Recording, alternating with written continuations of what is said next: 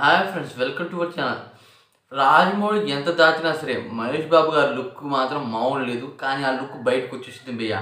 ఇక విషయం ఏంటంటే, రీసెంట్గా వరద బాధితులకి మన మహేష్ బాబు ఇప్పుడు దాకా అనమాట విరాళం ఇవ్వలేదు.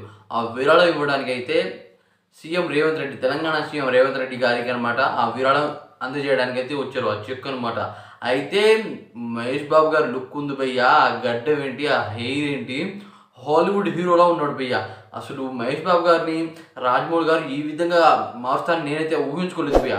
ఆ విధమైన కట్అవుట్తో, ఆ విధమైన లుక్తో అయితే మన మహేష్ బాబు గారు అన్న వచ్చి వరద బాధితులకు అనమాట 50 లక్షలు, అలాగే ఏఎంబి అంటే వాళ్ళ థియేటర్స్ ఉంటాయి కదా, వాళ్ళ తరపున ఒక 10 లక్షలు అలా అనమాట. ఓవరాల్గా 60 లక్షలు అయితే ఇచ్చాడు భయ్య. నిజంగా మహేష్ బాబు గారు దేవుడు. అందుకనే అనమాట చాలామంది దేవుడితో పోలుస్తారు. ఎందుకంటే ఇప్పుడు చాలామంది గుండె ఆపరేషన్ అనమాట మహేష్ బాబు గారు ఫ్రీగానే ట్రీట్మెంట్ చేపిస్తారు. అనాథలకి చాలామందికి అనమాట అనాథాశ్రమం కట్టించారు.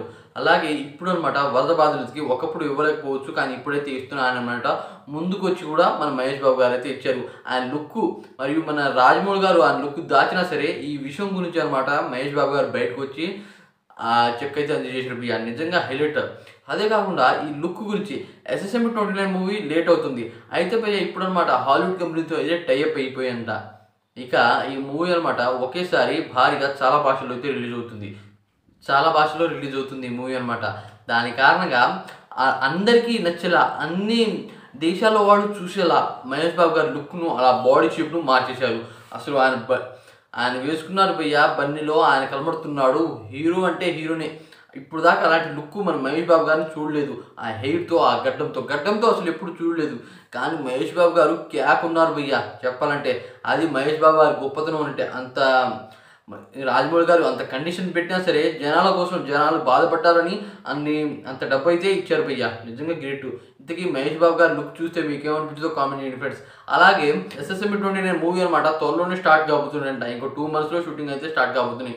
ఇప్పుడు హాలీవుడ్ కంపెనీస్తో టైఅప్ అయ్యి, అలాగే అనమాట ఇప్పుడు డమ్మీ షూటింగ్స్ అయితే స్టార్ట్ అయినాయి అంట. అదే కాకుండా ఒక భారీ అల్యూమినియం ఫ్యాక్టరీలో అనమాట సెట్ అయితే వేశారంట ఈ మూవీ గురించి.